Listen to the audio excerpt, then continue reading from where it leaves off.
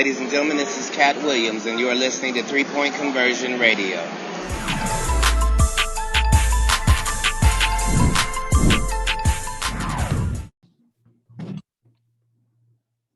All right, Chris, thank you for joining. We're going to start with Cameron Cox with 12 News. Hey, Chris, congrats on the win. Can you just take us through the emotions of that fourth quarter and what's it like to be one win away from playing for an NBA title? Man, it was a lot. It was a lot. It's emotional. It was loud. Tired. I had a book filed out. I didn't even realize it. But it's just how our team been all year long. You know what I mean? Showing that grit and fighting and staying together. Next up is going to be Rachel Nichols with ESPN, followed by Ramona Shelburne. When you look at the difference between winning and losing in a lot of these games, it's so tiny. What do you think it is about your team that when the margin is so razor thin, you guys are getting all those little tiny edges? Just poise and the togetherness. You know, that ball can bounce either way. And I think a lot of times teams are reflective of the coach. And mine is, you know, oriented all season long. You know, in practice, we watch talking about box outs, talking about end of game situations, and you know, we'll take it. We'll take it tonight. Next is Ramona Shelburne with ESPN, followed by Dwayne Rankin. Chris, you know, we always talk about poise with you. I've seen you hit a lot of those free throws in this building over the years. You got back there. Ayton, I guess. When I ask people about him, people say he has that same kind of poise too. Have you noticed that coming in this year and throughout the games like this? No, I knew that. Ain't about noticing that. Watch a lot of basketball, man, and so it's a lot of really good players in our league that don't always get the opportunity to show what they can do.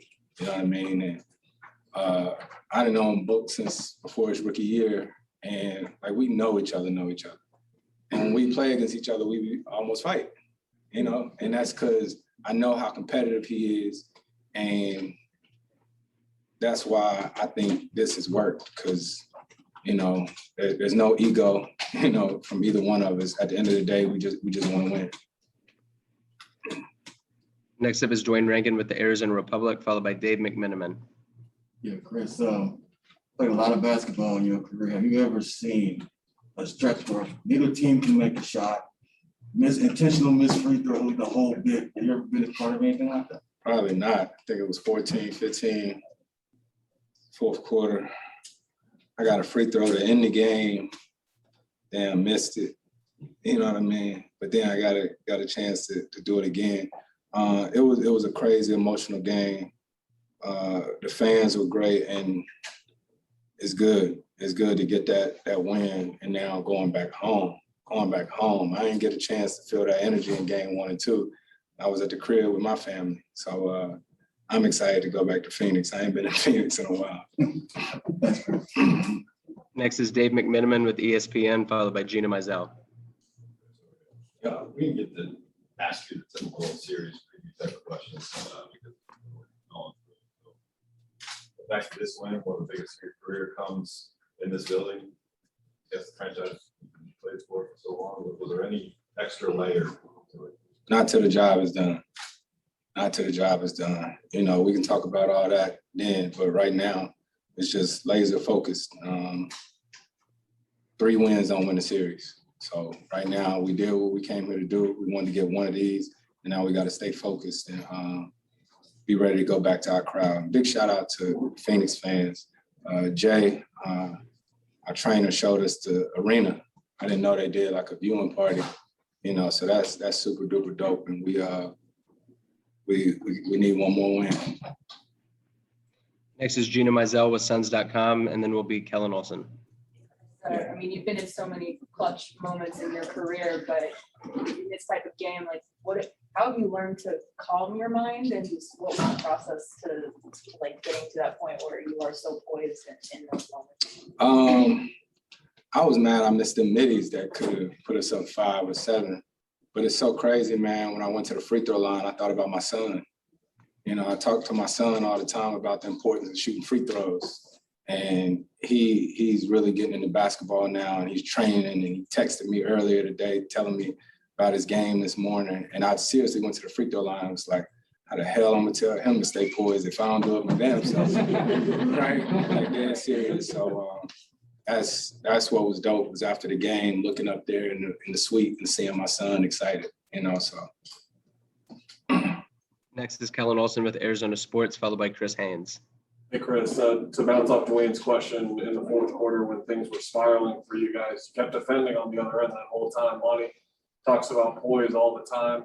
Did you feel like that really shined through in those moments when you guys were able to quickly? absolutely, man. DA and the way he was in there battling, getting rebounds, and Jay got a big steal down there when I think they hit Zubac, and I was like, dang, he about to get a dunk, and then the ball just magically appeared, you know. So that's trust. That's it's a lot, man. It's been a emotional year for everybody, not just our team, but especially our team, guys, family things and all this. So it's definitely been a process, and we having fun. Next is Chris Haynes with Turner, followed by Melissa Rowland.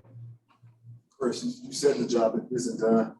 A few years ago, you've been in this position where you were one win away from getting to the finals.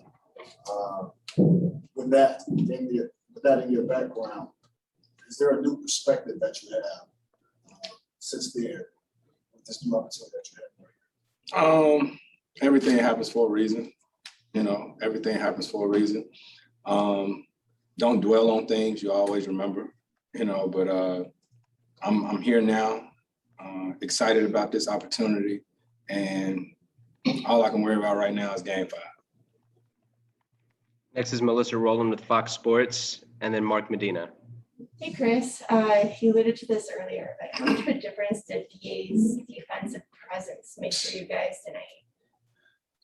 Man, shoot around this morning, DA told me, he said, see, you stay out there, I got all this in there, in here. You know, and I said, all right, big fella, you got it, you got it. And to see his growth, man, I get goosebumps, seriously, man.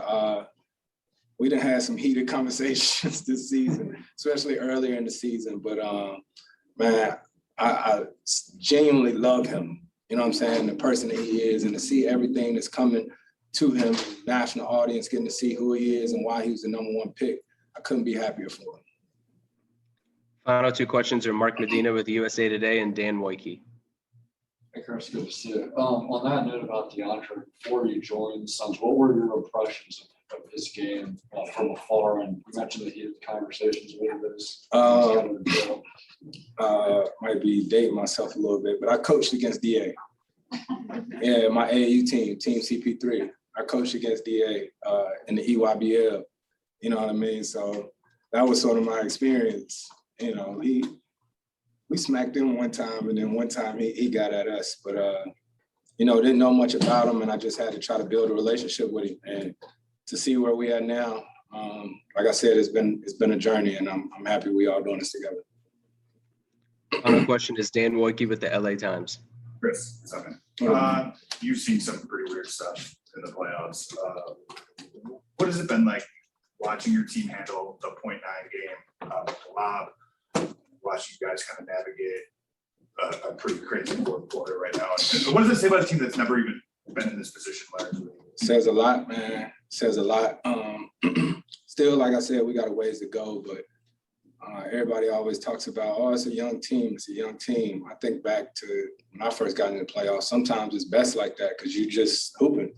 You know what I mean? You ain't thinking about all this and that. And we got a young team, but with some old souls, especially Book. He like an old man. He the oldest 24-year-old I ever met in my life. You know what I mean? You see him with his old schools and all that. The biggest thing, he know the game. He know the game. He watch every game every night just like me. And so, you know, it's cool to be on this journey with Mikal Bridges, all this campaign who've been unbelievable. We just next man up type of team. Yep. Thank you for the time, Chris. Oh, you got it. Have a good one.